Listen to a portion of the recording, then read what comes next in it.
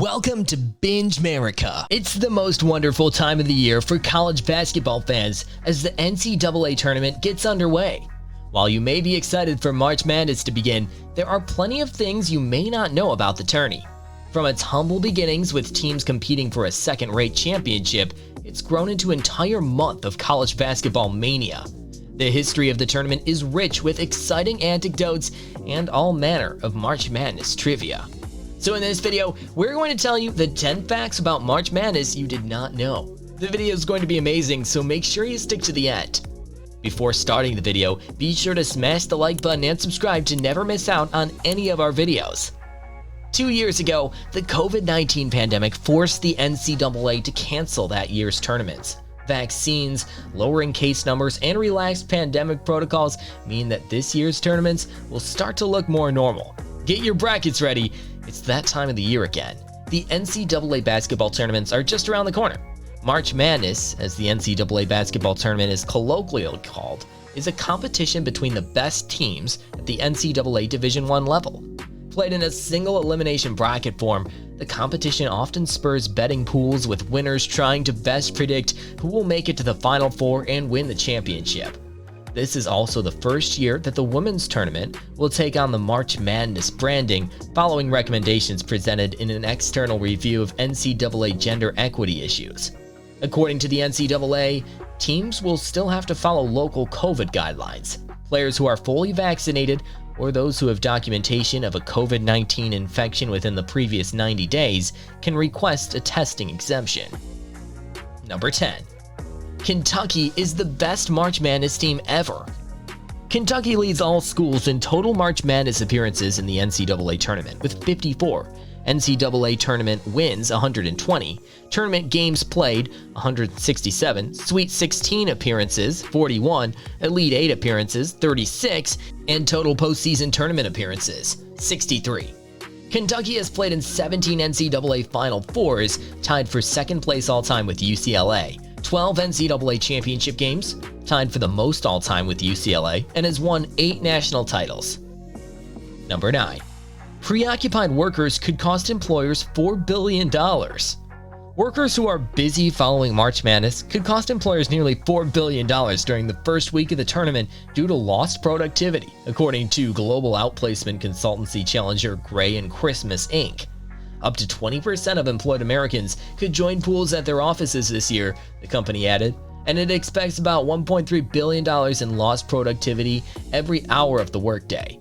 Tournament-related productivity drains include activities like compiling brackets and streaming games. Last year saw a record 80.7 million live video streams during the tournament, a popular method for checking out the games while at work. Number 8. The NCAA sells the tournament court. Each year, the NCAA sells the tournament court following the championship game. It's available for anyone to purchase, but most of the time, the winning team acquires it. What teams opt to do with the floor following the purchase varies. For example, the University of Florida won in 2006. The team purchased and repainted the floor and laid it down in their home stadium. After winning the following year again, the Gators bought that floor as well and hung oversized squares of it on the wall of the team's practice facility. By contrast, when the Connecticut Huskies won in 2011, the organization purchased the Reliant Stadium floor, cut it into tiny pieces, and sold it to collectors. Number 7. UMBC is the only 16 seed to beat a number 1 seed. A 1 seed over a 16 seed? Seems like a no-brainer. From the time the tournament expanded to 64 teams in 1985 until 2018, 16 seeds were 0-135 all-time against 1 seeds. Most were blown out, but a few came extremely close to victory. In 1989, for example, Princeton lost 50-49 to the Georgetown Hoyas when a last-second shot fell short. The curse of the number 16 seed was finally broken in 2018 when the UMBC Retrievers shocked the Virginia Cavaliers 74-54. Unfortunately, UMBC's Cinderella runs ended in the very next round when they lost to the Kansas State Wildcats. Number 6. Some offices let employees watch March Madness at work. Maybe this year fans won't have to use any sick days to watch March Madness after all. As it turns out, some companies love March Madness so much that they allow their workers to tune into the games during the day.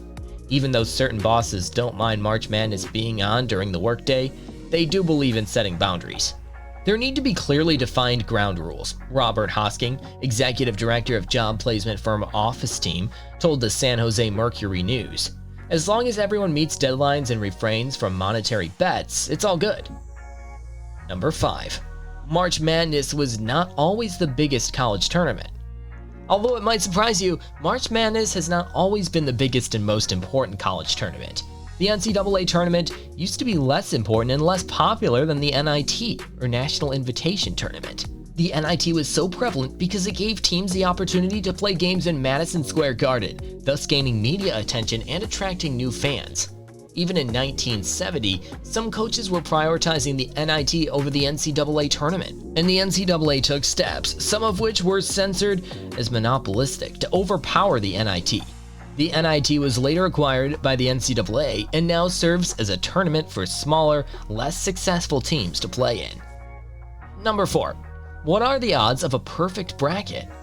For many, making a solid bracket may lead you to some cash or some serious bragging rights among friends or family. But some luck is involved too, and picking the perfect bracket is nearly impossible. According to the NCAA, the chances of having a perfect bracket are 1 in 9 quintillions if you guess or flip a coin. For those who know a bit more about basketball, your chances do increase to 1 in 120.2 billion. In previous years, billionaire Warren Buffett has offered $1 billion to anyone who had a perfect bracket. No one claimed this prize when he offered it in 2014. He even offered $1 million a year to any of his employees who correctly predicted which teams made it into the Sweet 16 of the men's tournament. However, no one could even guess that. Number 3. The University of North Carolina has been a number 1 seed more times than any other school. Duke may have the best overall winning percentage in the tournament, but its chief rivals, the North Carolina Tar Heels, have the distinction of being the most often hyped team in tournament history. Each year, 4 teams are named number 1 seeds, meaning that they have the easiest route to a national championship based on their play during the regular season. North Carolina has entered the tournament as a top seed on 14 occasions, most recently in 2012.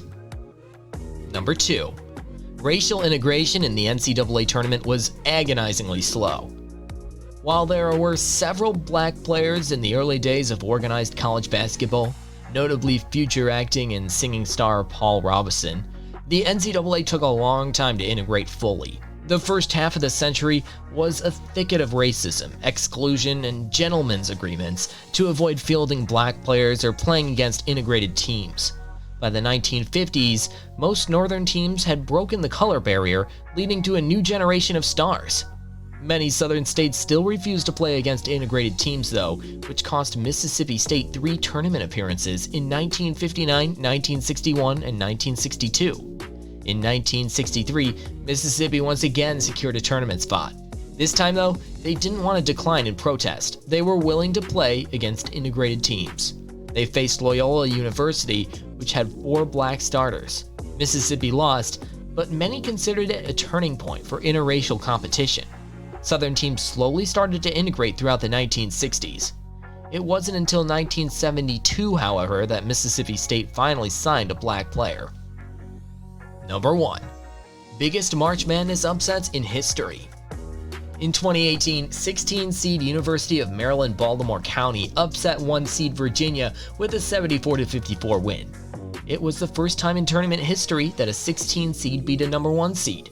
It instantly became one of the greatest upsets in March Madness history.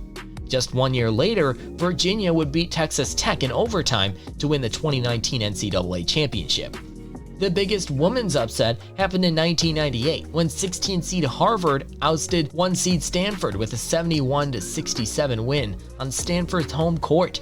Last year, 13-seeded Wright State defeated 4-seed Arkansas 66-62. Let us know your opinion in the comments section below. This was all for today. Hope you liked the video. Do not forget to subscribe to our YouTube channel, hit the bell icon for more updates and notifications.